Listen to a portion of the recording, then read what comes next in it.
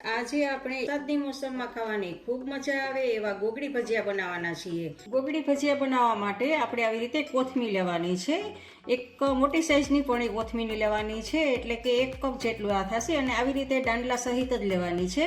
અને 3 થી 4 તીખા મરચાં, મીડિયમ તીખા મરચાં છે। અને મરચાં છે તમારે જેવી તીખાશ લેવી હોય એ પ્રમાણે લેવાના છે, કારણ કે આ ભજીયા તો છે એ તીખા હશે ને તો જ સરસ લાગશે। પણ તમે જો તીખું ના ખાઈ શકતા તો એકાદું મરચું વધુ ઓછું કરી શકો છો। તો ચાલો આપણે આ બધું સમારી લઈએ। હવે આપણે કોથમીરને ઝીણા સમારી લીધા છે, તો 1 કપ જેટલી આપણે કોથમીર છે, અને એમાં મરચાંને પણ 3 થી 4 મરચાં આપણા હતા એ પણ ઝીણા કટ કરી લીધા છે। ને આદું છે, આદુનું પ્રમાણ વધારે રાખવાનું છે। અત્યારે કૂણું આદું મળે છે તો કૂણું આદું લેવાનું છે, મળતું હોય તો। જો આદું છે એ મેં 1/2 કપ જેટલું આદું લીધું છે, તો આદુનો ટેસ્ટ ખૂબ જ સારો આવે છે।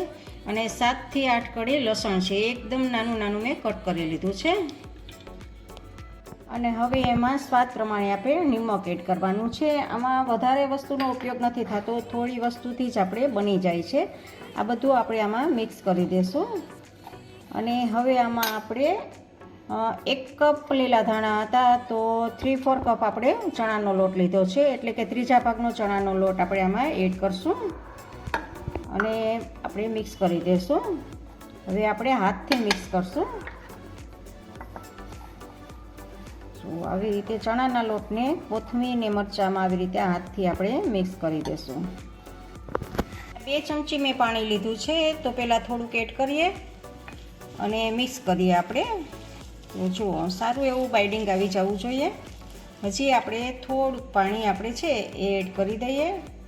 એ ટોટલ આપણે 2 ચમચી આમાં પાણી એડ કરેલું છે, અને સારી રીતે બધું મિક્સ કરી દઈશું। જો આને આપણે ક્રિસ્પી કરવાના છે, એટલે આપણે આમાં ચણાનો લોટ કે સોડા કે એવું કંઈ નાખવાનું નથી ચણાના લોટમાં। અને જો આ બંધાઈ ગયો છે, તો હવે આવી રીતે આમ હાથમાં લઈ અને આંગળીને અંગૂઠાની મદદથી આવી રીતે આમ પાડવાનો છે। તો આપણે તેલ ગરમ કરી અને આમાં આપણે ભજીયા પાડશું। ગેસ ઉપર તેલ મૂકેલું છે અને તેલ આપણું આવી ગયું છે, તો આંગળી અને અંગૂઠાની મદદથી આવી રીતે આમાં નાના નાના ભજીયા ઉતારવાના છે। અને ગેસને આપણે એક વખત તેલ આવી જાય એટલે મીડિયમ કરી દેવાનો છે। પછી ભજીયા બધા પાડી અને ફૂલ ગેસ કરી દેવાનો છે। ધીમો ગેસ નથી રાખવાનો, નહીં તો તમારા ભજીયા છે એ ક્રિસ્પી નહીં બને। બધા ભજીયા ઉતારી અને ગેસને ફૂલ કરી દેવાનો છે। ફૂલ અને મીડિયમ ગેસ ઉપર જ તમારે ભજીયા બનાવવાના છે। તો જુઓ તમે જોઈ શકો છો કે એકદમ નાના નાના એવા ભજીયા આપણા થાય છે। તો એકદમ ક્રિસ્પી બનશે, કારણ કે આમાં સોડાનો ઉપયોગ કરેલો નથી અને લોટ પણ ઓછો છે। તો વરસાદની સિઝન હોય ત્યારે ખાવાની ખૂબ મજા આવે એવા ભજીયા છે। તમે નવી નવી ભજીયાની વેરાયટી પણ તમે ટ્રાય કરી શકો છો।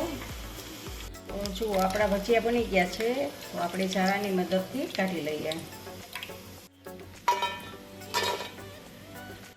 તો એકદમ ક્રિસ્પી અને કુરકુરા એવા આપણા ગોગડી ભજીયા તૈયાર છે।